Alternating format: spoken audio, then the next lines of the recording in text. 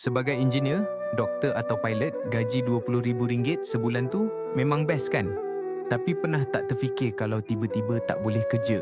Lon rumah, lon kereta, tanggungan keluarga, bil bulanan, semua tu bergantung pada gaji kita setiap bulan. Tapi apa jadi kalau kita lumpuh atau kemalangan? Gaji berhenti, tapi tanggungan tetap ada. Menakutkan kan?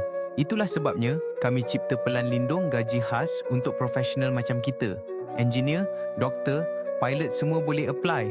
Kalau lumpuh, gaji RM20,000 kita tetap masuk setiap bulan tanpa perlu bekerja. Ya, betul-betul RM20,000 macam gaji biasa. MC kemalangan pula dapat RM10,000 sebulan untuk tempoh MC.